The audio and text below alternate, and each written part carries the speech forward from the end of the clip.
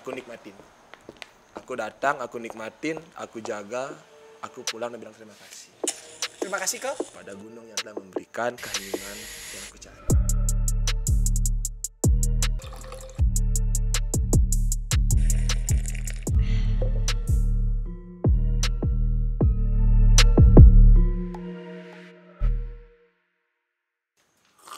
aduh. Ini John. Tuk-tuk nak John. Oke, bagaimana jadi Liong ini? Tadi Oh. sempat ngeblank. Awalnya mau mulai 1 jam yang lalu. Minum dulu, minum santai dulu. Aduh, masih Kita tegang. minum gelas. Kita minum. Biar nggak hujan sembur ke atas. Tadi balian eh. Oke, Terang. meng rokok ya? Udah, kok nyantai. Rokok lagi 2 katel lagi. Kru. Tadi potong. Apa? Rambut dipotong gara-gara Kelihatan nih tiba-tiba udah berubah penampilan. ini apa masa kontrak habis soalnya. Oh, sama gunung mana? Aduh, itu bahaya tuh. Gini apa dulu awal mula mau gondrong itu kan kayak gini. SMA itu punya jiwa yang suka ngelawan kan, dikasih bukan independen apa ya itu. Pokoknya dikasih aturan itu suka ngelawan tuh intinya. Oke. Bandel kata orang bandel. Contoh yang buruk dah nih ya. Udah itu habis itu nggak terlalu suka yang namanya sama militer. Nggak suka militer gara-gara harus siap kan, siap gerak. Gas. Nggak suka. Nggak suka yang formal lah Nggak intinya. suka, iya. Udah itu bagaimana caranya yang namanya menunjukkan kalau aku ini seorang yang ngelawan. Oh, asik. Brand image. Jadinya kayak ya yang namanya anak muda kan kadang-kadang suka yang namanya cari perhatian. Bener. Suka cari perhatian jadinya Sketching biar gitu. orang itu tahu kalau aku ini seorang pemberontak atau rebel. rebel. Cara-caranya kan dulu gitu nih. Set. Oke, kayaknya rambut gondrong. Dari SMA udah pingin punya rambut gondrong. Karena aturan lawan-lawan aja terus ujung-ujungnya lulus juga. Tak kira nggak lulus SMA. Soalnya dulu Mukanya kue kalem ya? sempat hampir dipecat waktu gini kan waktu SMA kelas 2 udah hampir dipecat gara-gara masuk 3 bulan itu apa sampai UAS itu setengahnya nggak pernah sekolah. Habis itu dipanggil set Pak Man, dengar Pak Man. Pak Man ada di itu. Sekarang udah lulus berani cerita berarti ya. Soalnya beliau juga ikut serta dalam drama. Cukup drama Kemudian? Tapi akhirnya lulus set pingin berontak kan, tunjukin dengan cara rambut gondrong. Karena melawan aturan-aturan yang ada rambut gondrong. Nah, Oke, kebetulan di kampus di Denpasar itu saya diterima dan diperbolehkan untuk berpakaian dan rambut gondrong khususnya. Berpakaian bebas. Berpakaian bebas. Bebas dan rambutnya boleh gondrong gitu. Jadinya ya udah tak gondrongin, seret. Dan waktu masuk kuliah juga kebetulan juga nih set pingin masuk Mapala karena dulu juga dasarnya Sispala, pingin terusin ke Mapala. Karena Dari SMA nih? SMA udah Sispala? Sispala SMA, habis itu pingin terusin ke Mapala gara-gara pingin nambah gini juga apa. Berarti rambut panjang itu bukan karena membuktikan diri bahwa saya adalah anak alam, bukan? Bukan, karena ya itu tadi Rebel. Pingin memberontak gitu kan. Habis itu tak lanjutin, nah ternyata di Mapala pun ada memang beberapa senior yang terdahulu itu emang mereka ternyata gondrong-gondrong. Nah, cocok kan pergaulannya kan? Sefrekuensi. Iya, masuk nih berarti aku nggak sendirian dong kayak gini. Oke, habis itu setelah masuk Mapala, ketemulah sama Mapala lain. Mapala dari kampus-kampus lain ngumpul, kita waktu itu eventnya itu adalah HUT Mapala MSB. Kumpul sama Mapala ternyata banyak juga Orang-orang yang gondrong. Iya, berarti aku nyemplung di lubang yang benar berarti ini. Semakin yakinlah untuk gondrong. Semakin yakinlah untuk melawan. Iya, betul. Itu Tapi Mapala itu bukan membuktikan bahwa kalau orang gondrong di Mapala tidak melawan. Tetap punya disiplin tersendiri kan di sana. Bukan rebel. Ya dalam artian rebel yang gini, yang bajingan. Ya, yang bajingan yang rusuh itu enggak, yang mungkin terlihat ke arah negatif, cuma gimana ya? marilah kita memandang suatu hal dari berbagai sudut pandang. Ya, lebih itu. Objektif atau subjektif itu namanya kalau gitu ya? Objektif ya? Subjektif ya? Ya, Saya segitulah. dulu waktu kelas sering bolos jadinya ngerti ya kayak gitu apa gitu. Pokoknya just itulah jadinya jangan memandang suatu sudut pandang itu dari satu sudut pandang. Padang ya ada yang lain. Jadi mungkin dari penampilan yang uraan, rambut gondrong yang terlihat kasar, galak atau sering berontak, itu kita juga punya yang namanya disiplin diri. Jadinya kita juga bisa taat pada aturan yang menurut kita itu pantas untuk ditaati. Oke, jadi gini, John gak suka yang namanya diatur-atur, tapi John suka masuk ke dalam suatu organisasi yang namanya Mapala. Bisa dikategorikan bahwa John ini adalah benar-benar orang Mapala kan? Oke, kita ngobrolin Mapala sekarang. Oke. Ya.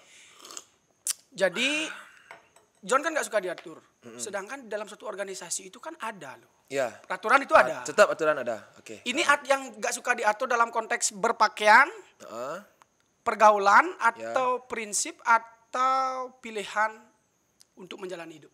Nah, sebenarnya pada dasarnya sih begini. Kita tidak suka diatur dengan aturan yang tidak kita rasa cocok. Yang tidak sejalan. Iya. Nah, jadi kita lawan. Sebenarnya rambut gondrong apa sih? Salahnya dengan rambut gondrong? Rambut gondrong kan mungkin masyarakat umum dan pandang umum itu terlihatnya kayak orang ini nggak benar, negatif lah, padahal dengan rambut gondrong banyak loh orang di luar sana malah merasa hangat pada saat di gunung, kan berarti positif. Betul. Kenapa enggak seperti itu? Ya. Malah dengan rambut gondrong aku jadi hemat uang karena enggak bisa cukur. Kenapa enggak beli sampo, enggak tukang cukur? Iya, kan hemat. Dengan rambut gondrong aku bisa tambah makan loh. Banyol ternyata. Kayak gitu ya. Ice break kita sempat tegang nih beberapa jam, sempat tegang. Soalnya kalau terlalu serius itu nanti kita kayak kuliah ini. Oke, kembali yang tadi. Tadi John gak suka diatur. Nah, gak suka diatur dalam konteks yang tidak cocok. Iya, tidak cocok. Tapi untuk mengikuti peraturan yang John anggap cocok, oke, kita jalani. Berarti di organisasi lebih ke peraturan-peraturan yang saya rasa masuk akal. Tadinya seperti itu. Nah, jadi dasar memilih untuk menjadi dari SMA Sispala sampai kuliah, mungkin sampai sekarang, itu apa? Memang hobi, ngikut-ngikut teman yang lain? Gitu ya? Ngikut tren atau gimana? Sebagai anak kecil yang lahir di daerah Tegalalang dan tumbuh kembangnya di Tegalalang sampai SMP khususnya, itu saya rasa orang-orang yang seumuran saya itu tidak akan jauh-jauh permainannya dari alam. Khususnya Tegalalang kan masih asri waktu itu. Ya. Kita tarik 20 tahun ke belakang, sekitar tahun 2000-an itu sawah-sawah masih banyak. Udah itu pohon-pohon masih rimbun. Dan tempat kita bermain itu masih luas loh gitu. Iya. Masih luas. Bermain di alam masih luas. Dan pergaulan kita pun emang ke sana arahnya. Ya. Kayaknya dulu contohnya itu kita cari yang namanya buah durian. Buah manggis. Buah durian yang jatuh langsung dari pohonnya. Ya. Udah itu jadinya dari sanalah timbul suatu rasa, kok aku nyaman ya. Kok aku suka main-main ke alam daripada duduk di rumah, bersih. Di sini lebih nyaman merasa di alam. Itu timbul ketika masih kecil. Masih kecil. Nah, habis itu SD masih sering main-main ke alam. Udah itu SMP naik pingin kemah. Caranya pingin kemah gabung pramuka disuruh sama bapak kan itu. Ya udah gabung pramuka. Pramuka itu kegiatannya kemah ke alam. Oke, kita gabung pramuka. Ternyata waktu itu karena permasalahan apa, pramuka itu nggak ke jalan kemah, nggak terrealisasi. Habis itu masih kecewa Clay. Aku pingin sekali kemah, pingin naik gunung segala macam. SMA jauh di Denpasar, dikenalin yang namanya Sispala. Apa Sispala, Kak? Tanya kan sama kakak-kakaknya. Ini kita kegiatannya itu ke alam. Oh, kayaknya cocok. Apa aja naik gunung, kemah, jalan-jalan. Oke, dia daftar. Siswa pecinta alam Sispala ya. Siswa pecinta alam, oke. Masuk Sispala ternyata kegiatannya seperti apa yang diinginkan di awal kan cocok jadinya seiring jalannya waktu kayaknya aku nyaman di sini gitu. Oke, kita ketok palu dan nih tok. Udah kayak pengadilan aja. Tanpa ada tekanan dari yang lain. Memang murni. Berarti emang murni diri sendiri. aku bakal fokus di sini. Jadinya udah kayaknya udah nemu dah gitu, udah bisa jadi diri sendiri, nggak perlu basa-basi, jadinya nyaman lah gitu. Walaupun kita capek tapi seneng, walaupun kita tertekan tapi bisa menikmati. Itu emang culture anak pecinta alam seperti itu ya? Kurang tahu yang orang lain ya, cuma kalau saya sendiri sih rasanya seperti itu. Rasanya seperti itu. Pada saat kita berkegiatan di luar ruang, khususnya di alam terbuka itu rasanya pakai kayak reborn gitu loh, kayak hidup kembali. Menyatu dengan alam. Into the wild. Oke. Gitu. Terus. Dari situ gabung saya Cispala. Nah, waktu dulu itu cinta alam itu dia kan kadang-kadang untuk main ke kayak tempat baru itu kita kurangnya yang namanya media komunikasi ya. Soalnya masih sebatas BlackBerry apa BBM. Sebelum sosmed seperti sekarang. Ya, belum. Dulu masih susah sekali. Kita mau naik gunung, contoh nih, kita mau naik Gunung Batur. Kita nggak tahu nih di mana startnya kecuali sama orang yang udah pernah. Karena keterbatasan informasi. Informasi dan komunikasinya itu kita jadinya at least kita harus sama orang yang udah pernah dulu ke sana. Oke. Atau enggak kita nekat langsung ke sana. Cari lah tuh di mana startnya itu. Tanpa observasi sebelumnya, tanpa karena informasi. Ya, itu jadinya karena saya tahapnya masih newbie kan. Nebeng lah sama orang, nebeng misalnya tanya siapa udah naik Batur, aku belum pernah. Ayo antar yuk gitu. Jadinya kalau mau bermain itu kita pasti sama orang baru, kenal sama orang baru, entar di sana kenal lagi sama orang baru. Jadinya hubungan antar pecinta alam itu erat ya, hangat sekali.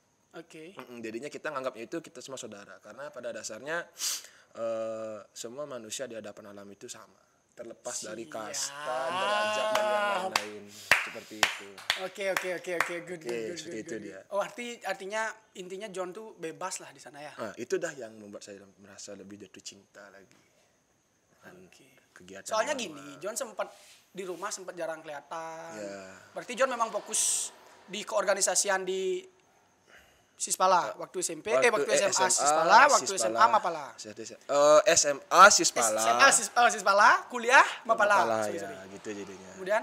Kemudian tadi sampai mana ya lanjut? Sampai gunung mendaki. Nah, gitu dah. Jadinya kita kalau mau naik gunung itu harus saling kenal dulu nih sama orang.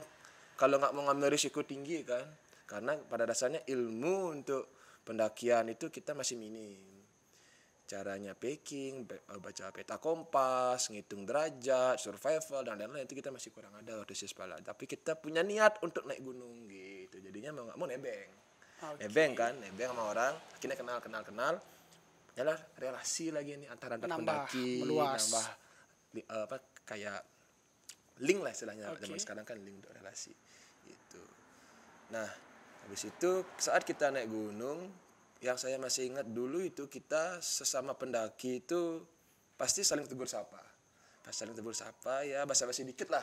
Biasanya kita naik nih bareng-bareng nih set si A naik, kita rombongan di belakangnya nyusul, ketemu, dari mana bro? Pasti ngobrol nyambung. Oke. Yang enaknya lagi, set dari mana bro? Ada ceweknya. Asik. Oh berarti pacar sekarang dapat di alam? Bukan ya. Itu ya alam yang memberi kan. Ada ya. Kemudian. Pas ada ceweknya set. Dari mana kak? Malah kita ngikutin ritmenya dia jadi. Asik. Itu kita kan mencari suatu semangat ya kadang-kadang. Naik gunung kan capek. Ada yang nyemangatin. Nah itu dah. Jadinya kita nebeng mungkin biar makin semangat atau nggak cari relasi sekali ya. Oke. Dan pernah tak dengar nih John Yuda setelah kuliah kalau nggak salah ya kuliah, John sampai sempat mendaki sendiri. Oh iya, SMA naik di Gunung Abang.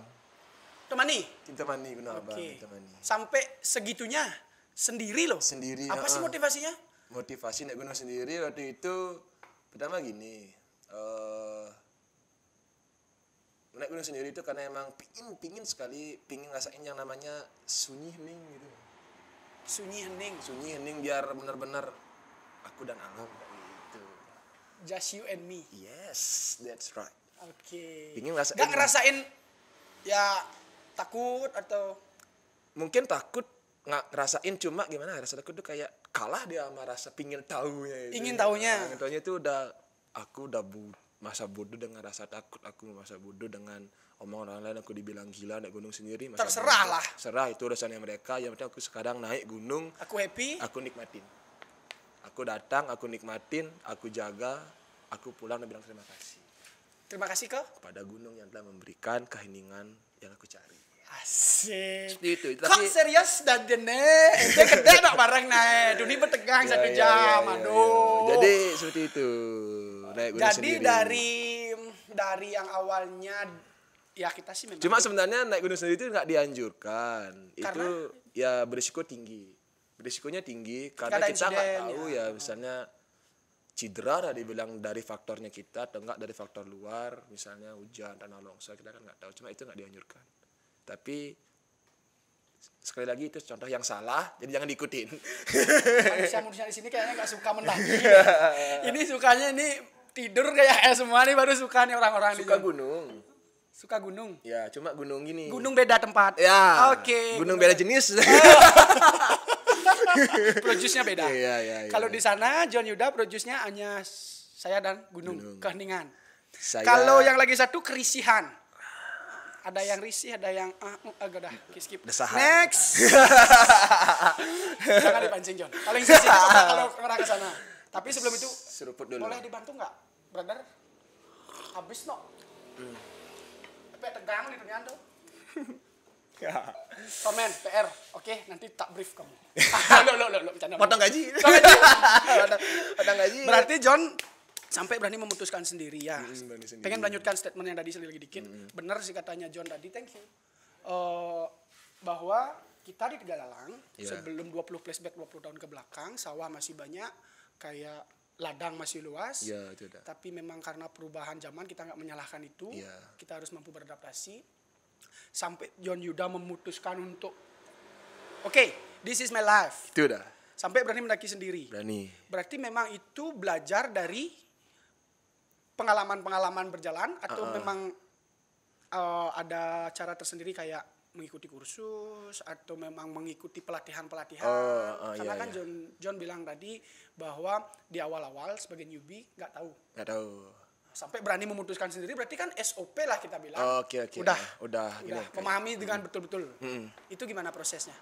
Ya betul. Jadinya sebelum memutuskan itu juga banyak pertimbangan.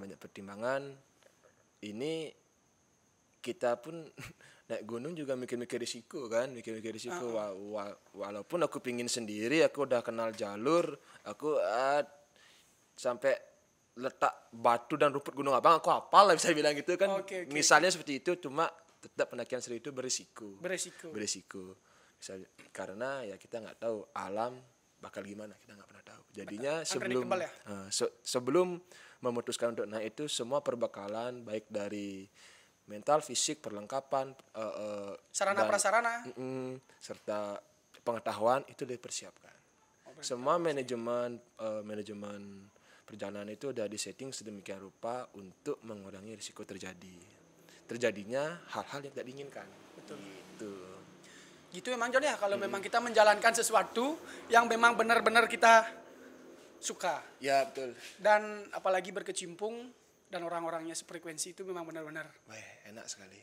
Itu ngalahin nikmatnya berak ambil ngerokok. Kok berak?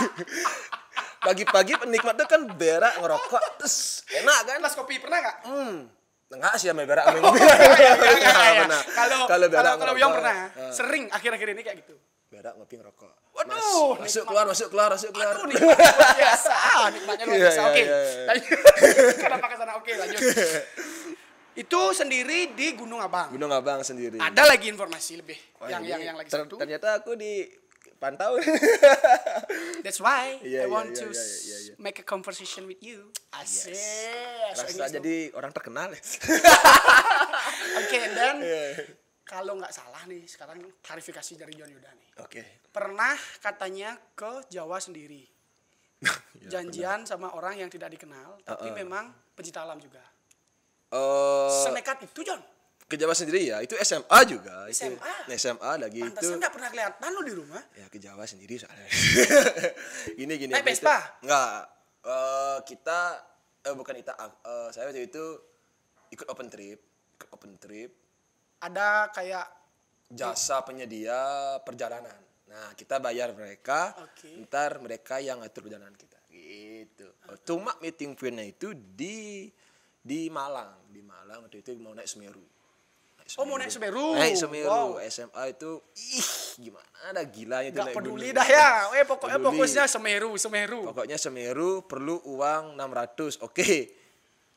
Kayaknya bulan depan naik dah nih kayaknya nih bulan depan naik. Sekarang dapat uang segini tak tabung sekian. Rokok waktu itu di-cut, makan juga bawa beras dari rumah karena kos kan. Biasanya beli biar gampang. Jadinya masak sekarang biar hemat. Semua pendanaan itu harus masuk ke dalam pendakian. Biasanya ya. mana ada makanan enak beli. Sekarang gini, masukin lagi. Tunggu. Oke, demi Semeru nih. Demi Semeru habis itu coba bilang sama orang dari rumah kan mau naik gunung. Oke. Beliau juga patungan dapat itu ngasih sekian. Tutup lah semua. Oke, daftar. Habis itu mau naik Semeru itu dibantu sama teman yang udah pernah naik Semeru duluan. Gitu tetap juga caranya gitu. Kita minta tolong sama teman yang udah pernah naik duluan. Minta referensi. Ya, Yes. udah itu beliau juga yang bookingin travel, naik travel, bookingin travel, habis itu transaksi, deal, berangkat dah nih. Berangkat. Tiba harinya. Berangkat, dijemput di Denpasar, langsung travel. Nah, ya waktu itu salah settingnya itu adalah malam Natal. Jadinya macet minta luar biasa. Macet sekali. Dan baik orang yang masuk ke Bali dan maupun yang keluar. Udah itu karena meetingnya itu di Malang kan. Cuma jurusan Malang itu udah full semua habis, dikasih opsi naik Surabaya dulu. Dari Surabaya nanti naik bus lagi ke Malang. Ke meeting point-nya itu. Kemudian. Kemudian. Tanya dah ini travel ini bisa nggak ntar jam segini udah di Surabaya. Oh bisa deh, kita lebih cepat nyampenya gitu. Oke, sip deh. Itu ternyata sampai di Surabaya itu udah melewati jam yang ditentukan di awal kan. Udah bingung dah nih. Gimana sekarang nih? Udah bingung dah. Gimana sekarang aku nih bisa nggak nih naik nih di Jawa loh itu. Dan seorang pemuda lugu yang bermodalkan pingin naik gunung aja. Isi kesasar dulu, nggak pernah naik bus di terminal. Pemuda lugu. Tapi jiwa rebel. Lugu, penampilannya lugu. Karena bingung jadinya lugu. Dan di Jawa tuh seumuran itu katanya masih 18 tahun, 17 tahun kayak itu. Dan belum pernah ke Jawa. Pertama kali. Dan pernah ke Jawa, mau naik bus lagi kan. Bingung naik bus, gimana cara naik bus. Ujung-ujungnya ketemu sama orang yang bawa tas gunung kan. Kayaknya pendaki dah nih. Sama dah nih kayaknya satu gini nih kayaknya. Satu arah nih. Mudah-mudahan. Katanya, Mas, mau naik gunung Mas? Ya, udah datang. Aduh, dadon lagi mental kan udah datang. Masnya mau kemana? Saya mau ke Malang. Gitu. Tadinya kan naik bis, caranya gimana Mas? Kadang nggak tahu caranya, kita mau pesan tiket di mana, bisnya sebelah mana. Betul. Waktu itu di stasiun apa namanya di Surabaya, lupa namanya tuh. Habis itu dia ada yang ngarahin, oh Masnya mau kemana? Masnya mau ke Malang Mas itu. Oh mau naik Semeru, oh gitu ya, dia yang ngurus. Dibantu lah sama dia nih, beli tiket di sini, diantarin. Itu ya Mas, makasih Mas ya hati-hati. Terima kasih lah itu. Nah dan sana lah lagi ngerasa emang sesama pendaki itu erat banget. Solidaritasnya. Mungkin kalau waktu itu aku nggak nemu dia, bingung dah siapa yang bakal nolong. Mungkin nggak jadi mendaki. Dan emang bener nggak jadi emang.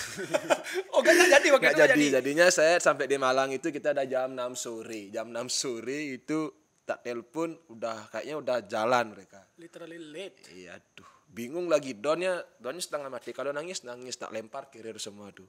Cuma aduh, aku harus gimana nih sekarang nih, aku di tanah orang nih. Kenapa nggak dilanjutin aja mendaki? Nggak tahu gimana caranya ke sana, nggak tahu.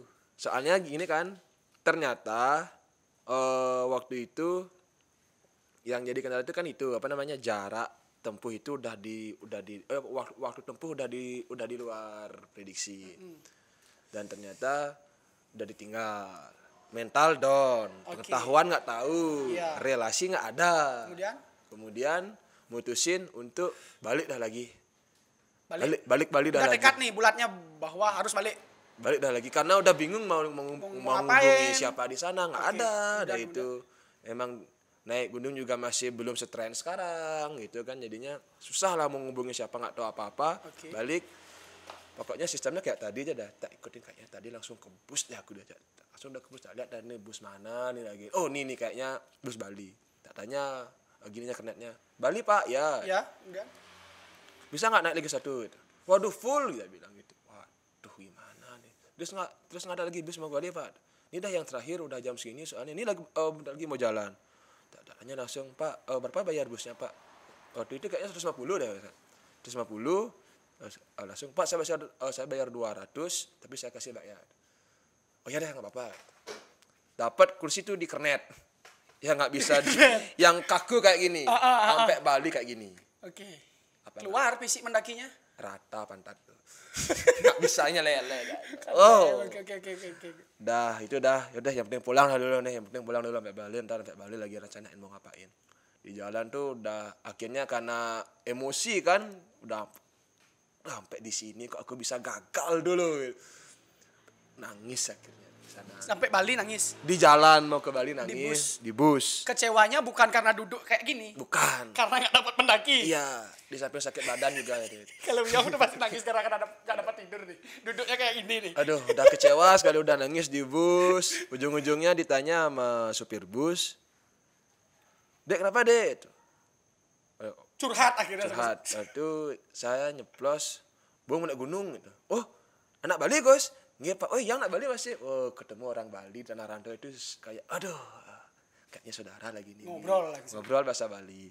Sebentar. Sorry tak potong. Yang jadi pertanyaan, Semeru kan di mana ya? Jember ya? Jawa Timur, Malang. Di Malang sama perbatasan mana gini apa namanya? Lumajang. Berarti rencananya John Yuda itu naik dari Malang. Naik dari berarti nggak dari Lumajang ya? Nggak, dari Malang. Dari Malang ya? Maksudnya Wyong tuh kalau memang John dari Bali kan seharusnya nunggu di sana. Itu berarti beda jalur ya? Apanya? Untuk gininya titik poin pertama untuk naiknya berarti beda jalur ya? Kan dari Lumajang bisa juga kan? Tapi waktu itu yang open trip ini dia meeting pointnya itu di Malang. Wajib harus ke sana. Di Malang. Jadinya langsungnya ke Malang gitu. Meeting dari sekian gunung John. Gunung-gunung yang udah pernah dinaikin kayak Gunung Abang. Jangan Gunung Susu ya. Jangan Gunung Susu. Gunung Abang. Gunung Agung udah pasti. Agung sempat. Kemudian Gunung Batur udah. Ya. Semeru. Apa lagi ya? Udah 4. Udah. Dari sekian gunung yang paling berkesan, Semeru kan gak jadi. Semeru ujung-ujungnya jadi. Ujung-ujungnya jadi. Ujung-ujungnya jadi. Itu jadinya kayak revenge dia balas dendam sama teman-teman yang kenal di pendakian pas itu udah mapala, udah mahasiswa, udah kuliah. Itu udah enak dah tuh, kadang-kadang kita udah bekal ya pengetahuan, udah tahu-tahu dikit kan gimana caranya packing perjalanan gimana. Udah enak dah tuh naiknya tuh. Jadinya udah lancar. Emang akhirnya bawa misi sana tuh buat nuntasin utang yang sebelumnya gitu. Akhirnya cuma mungkin Semeru ini nggak bisa jauh-jauh dari yang namanya penyesalan. Berangkatnya sukses, pulangnya nyesel juga. Nyesel gimana? Gara-gara kita kan pulang itu berencana waktu itu berempat kan. Ya berempat. Berangkat sana naik bis, pulang kita naik kereta dari Malang menuju Banyuwangi. Ada dari Banyuwangi kita cari angkot sampai di Ketapang nyebrang ke Gede Banu naik bis sampai di Ubung. Plan awal itu bisa shift uang 200.000. Nah ternyata ada nih yang nggak diinginkan tiba-tiba datang ya. Kita mau ke stasiun kereta, itu keretanya telat di depan mata. Nanya nih kan, dari tuh bawa kita dari Pak, kereta nomor sekian mana Pak? Ini jalan nih, gimana caranya nih? Mau ngapain Dek? Mau nonton lewat? Aduh, mau nonton. Aku udah mau pulang lagi nih. Udah ada uang lagi 200 nih lagi mau buat naik gunung ntar nih. Wah, bingung dah kan. Udah John kita res, makan bakso, setelah nenangin diri, mikir-mikir, oke, kita naik bus, tapi uangku sisa 200 loh nih, bisa nggak? Ya udah, ntar kalau kurang aku yang nambahin gitu kan, teman kan. Set, langsung ke gini lagi, ke Arjosari, ke terminal Arjosari, sewa bus malam. Nah, di sana karena bus malam kan sepi ya, jadinya kosong banyak, kursinya itu bisa kita selonjorin, habis rebahan kaki ke atas. Karena kosong banyak kan, jiwa rebel keluar. Cuek. Udah tidur habis itu sampai Bali udah lega dah, sampai Bali lega. Seret, langsung suruh telepon teman jemput. Kita sekarang makan. Cari apa? Cari yang ada di Jawa apa? Babi guling.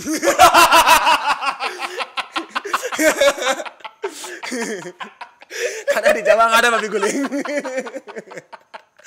Dari stasiun langsung dagang babi guling. Mungkin dari puncak deh nahan ya, entar sampai bawah babi guling. Emang waktu pas naik gunung tuh mikirnya ada Kentucky enak nih. Babi guling enak nih kayaknya. Okay. Tapi makanannya ya TTS.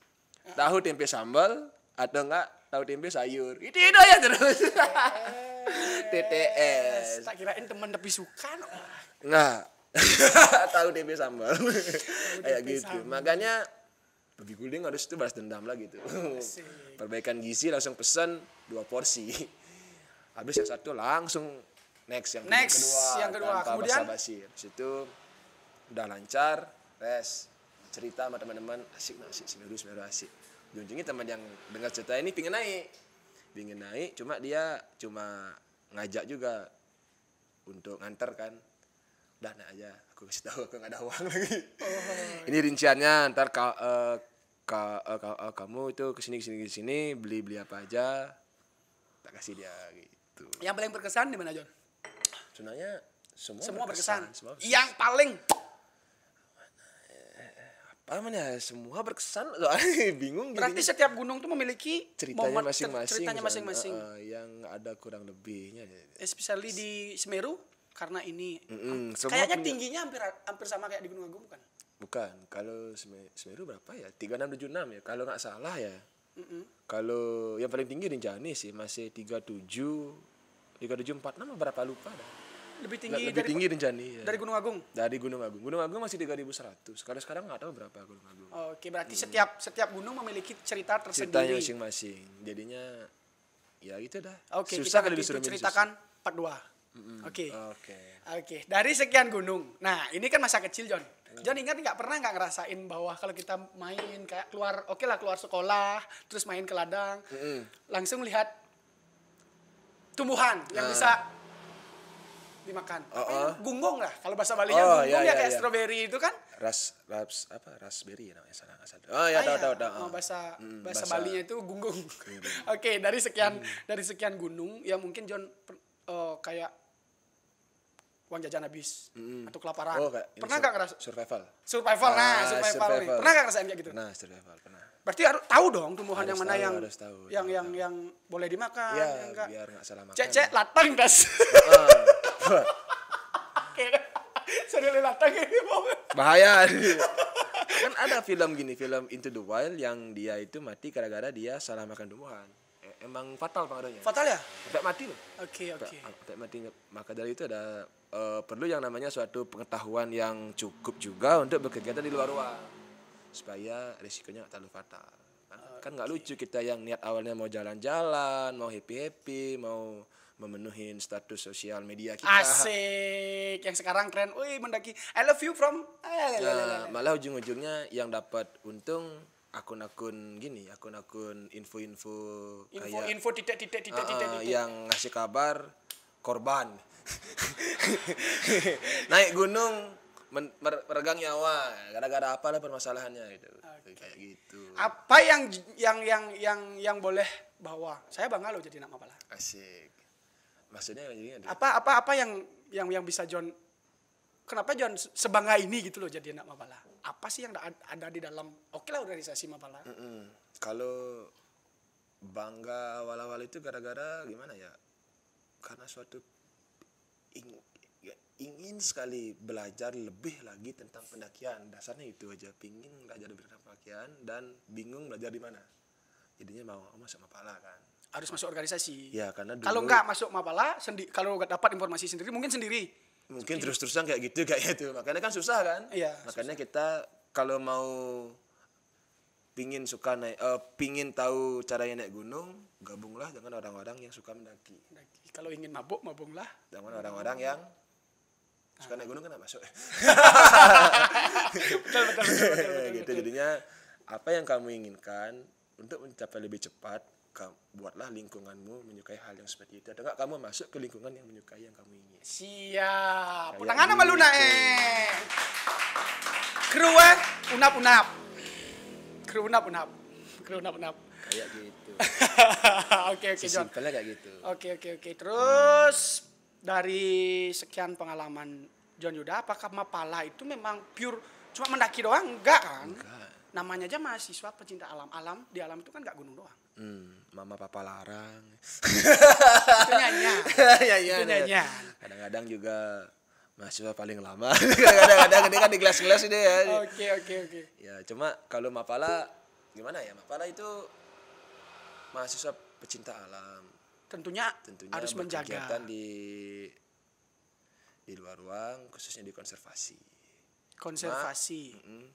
Kita ini mungkin lain sumber berkata beda, cuma karena pengalaman saya itu di bidang khususnya di Bali dan Mapala saya sendiri itu di Universitas Pendidikan Nasional Undiknas, Mapala Undiknas. Yang saya tahu sih khususnya Mapala Undiknas itu dia suatu unit kegiatan mahasiswa yang berkecimpung di dunia konservasi alam dengan memanfaatkan suatu bidang keilmuan. Salah satunya adalah hutan gunung, rock climbing itu apa? Panjat tebing. Panjat tebing. Caving itu surgoa. Nah itu ada olahraga arus deras dan diving. Jadinya bagaimana caranya kita melakukan konservasi? Contoh kecilnya adalah bersih dah di tebing. Kalau kamu nggak mempelajari tentang caranya panjat, bagaimana caranya kamu bersihin laut? Kalau kamu nggak belajar diving. Gitu. Jadinya lebih ke disiplin ilmunya dia. Ya. Jadinya kayak perpanjangan tangan lah untuk meraih sampah yang sulit dijangkau. Ya, di alam seperti itu. Tapi setelah terjun di Mapala, akhirnya ada impact berarti yang dirasakan oleh lingkungan sekitar ya. Dari konservasi yang John sebutin tadi. Dan John salah satunya menekuni di hutan gunung. Camping dan pendakian. Pendakian gunung. Anak-anak Undiknas nanti ini Anda yang di Mapala UKM ya? UKM Mapala ini pasti tahu nih. Dulunya gondrong, lihat sekarang udah kurus, udah ganteng nih. Ya. Rebelnya masih. Kalau ente ngobrol di luar kamera nih rebelnya masih sekali. Kalau tahu nih anak UKG nih ya. Anak UKG. Apa UKG? Pemimpin. Oh gitu ya. Pemimpin. Setuju? UKG pemimpin. Oh UKG. Tegangnya. Minta waktu lagi nak marketing gimana bisa? Gimana Stan? Editor? Bisa? Bisa nggak bisa. Kalau nggak bisa dipecat nih. Kalau nggak bisa besok kalian tarisan semua. Mumpung belum ngasih gaji. Oke. Sony marah kena gede dong. Kita harus cair, jangan tegang. Nanti cepat lesu kalau tegang. Bisa. Minta lagi dikit ya. 10 menit. 10 menit ya. Ijo tidak lah kono malam minum. Sidang nah dua benar. Oke, jadi John ternyata terjawab dah sudah. Ternyata Mapala itu bukan hanya karena orang awam kayak Winnie, tak kira Mapala itu cuma mendaki. Iya. Ternyata ada istilahnya ada job. Banyak. Des lah masing-masing. Itu khususnya kan di Mapala MSB ya. Mungkin Mapala lain itu dia bisa ada yang dilebihin, ada yang dikurangin. Tergantung dari disiplin ilmunya yang diterapin oleh masing-masing mapala ini. Kalau di Uniknas paling lengkap? Yang enggak juga. Enggak juga. Ya. Cuma ya cukup untuk kita buat wadah belajar gitu. Malah lebih banyak ada nggak ilmu semacam perjalanan Joni Yuda di Mapala yang bisa diterapkan kehidupan sehari-hari? Oh, banyak. Cuma kalau tak sebutin satu-satu, ntar ini malah 2 hari kita cerita. 2 hari kopi habis. Ya, bahaya. Masih? Masih. Okay. Cuma satu aja yang salah satu contoh. Satu yang paling dasar dan paling gede dimitsnya nih. Asik. Paling gede dimitsnya. Ya. Itu contohnya adalah pendakian gunung sederhana ya, pendakian gunung. Pada saat kamu di bawah, kamu akan melihat itu tinggi. Pada saat kamu berjalan, kamu akan merasakan yang namanya suatu rasa lelah. Pada saat di puncak, kamu akan senang. Rasa lelah itu akan terbayar tuntas dengan apa yang kamu lihat dari puncak. Dan pada saat di puncak, mau gak mau kamu akan turun. Jadi maksudnya itu adalah pendakian gunung itu bisa ditarik lagi filosofinya ke kehidupan. Betul. Setinggi apapun kalian, yang namanya kita sebagai manusia biasa, suatu saat pasti bakal turun lagi. Cuma yang lagi satu itu pada saat kamu melihat gunung itu tinggi, kalau mentalmu udah nggak kuat, itu kamu berarti belum kebentuk sebagai orang pria yang tangguh. Karena baru lihat aja belum dijalanin udah takut. Nah, itu. Jadinya jangan pernah takut pada saat mendapatkan suatu masalah. Oke. Nah, itu pada saat naik di perjalanan kamu akan merasakan yang namanya lelah, capek, tenaga terkuras. Waduh, nyesel ngapain ke sini, mending pulang tidur di rumah. Itulah proses. Begitu juga di kehidupan. Pada saat kamu merasakan suatu yang namanya tekanan, capek, lelah atau bagaimanapun itu, rasa tidak nyaman, itulah proses. Oke. Proses untuk mencapai puncak. Dan saat di puncak, itu adalah hasil dari prosesmu. Dengarkan itu. Oke. Ketika di puncak jangan sombong. Dan pada saat kamu di puncak, ingat kamu nggak akan terus di puncak. Karena itu bukan tempatmu. Turun lagi. Asik. Oke, Jon Yuda. Karena kita keterbatasan waktu. Oke, sip. Tentunya sebelum Wyong close pembicaraan kita malam hari ini, nanti Wyong minta lagi waktunya. Oke. Banyak hal yang ingin Wyong bicarakan. Kita part 2-nya. Oke, part 2 sip. Tentunya dengan konsep seperti ini udah masuk nggak kayak Mapala? Masuk. Ini kurang dikasih satu buat merchandise. Tidak mana ini? Dan Jon tahu dong ini kita syuting di mana? Di Tegalalang, Stay Joy. Stay Joy. Oke, teman-teman. Jadi teman-teman, baru nih keluar ketawa saya nih, itu si Sony ketawa dia. Kemudian puyeng. Jadi teman-teman yang berada di sekitaran Ubud, Tegalalang, jika ingin mencari minuman yang segar, kalian melakukan traveling ke Kintamani ataupun kemana melewati jalur Tegalalang, jangan lupa mampir di Stay Joy, one and only. Oke? Tempatnya dari kalau arah Denpasar sebelah kiri sebelum Bank BRI. Nanti kelihatan kok ada name tag-nya di depan. Oke? Thank you, Jon. Oke. Terima kasih banyak. Mohon maaf tadi udah nunggu lama. Oke, sip. Thank you. Tetap menginspirasi, jaga kesehatan. Oke. Sip.